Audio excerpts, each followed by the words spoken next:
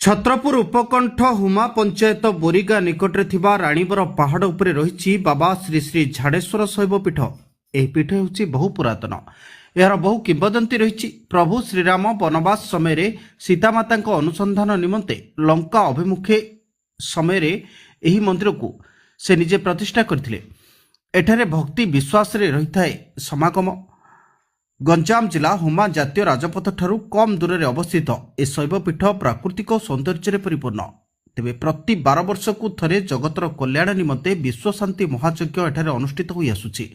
चलित वर्ष मध्य विश्वशांति महायज्ञ महा आडंबर सहकारे पालन करबा निमंते विभिन्न प्रस्तुति कार्य आरंभ होईछि। एथिनिमंते एक परिचालना कमिटी गठन होईछि। शैवपीठ को अधिक साजसज्जा करबा सहित भक्तों सुविधा निमंते विभिन्न व्यवस्था उपरे नजर दिया जाउछि। गतकाली बोरीगा समेत आखपाख 8 खंड ग्रामवासी मिलित प्रस्तुति बैठक मंदिर परिसर मध्य अनुष्ठित होईछि। चलित वर्ष विश्वशांति महायज्ञ फेब्रुआरी 9 रु आरंभ हेबो बोली जणापड़ी। मो नाम हूँ कविराज स्वाई। ये यज्ञ आगामी जो यज्ञ एठारे हम एठारे मु सभापति।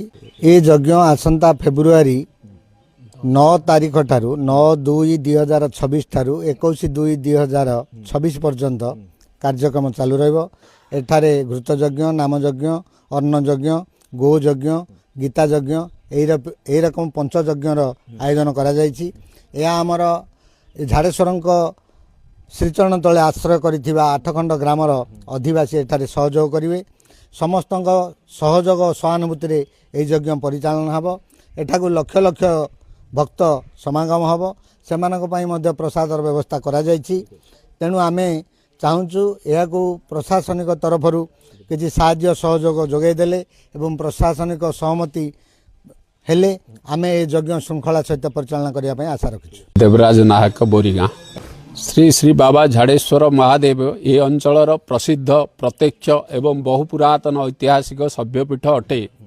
एठी लोकंकर भक्ति विश्वास सहित समागम होता किंतु जातीय राजपथ 16 नंबर ठारू मात्र 16 किलोमीटर दूर रे अवस्थित थिले मध्य आमर प्रचार प्रसार अभावला हो सरकारंकर अढ़ुआल दृष्टि अढ़ुआल रही जाइथिबा हेतु एठारे कौनसी किछि उन्नतिमूलक कार्य हो पारि नाही। एणु सरकार को आज आम विनम्र निवेदन करुचु 8 खंड ग्रामवासी तरफरु जहाँ उन्नयनमूलक कार्य एठारे करंतु ताहले प्रभुंकर आशीर्वाद पाइबा हेबे। ता सहित ए अंचलवासीकर कृतज्ञता पाइबा हेबे। एतिकी आमर गंजाम छत्रपुर प्रशांत कुमार महाराणा को रिपोर्ट तेज ओडिशा।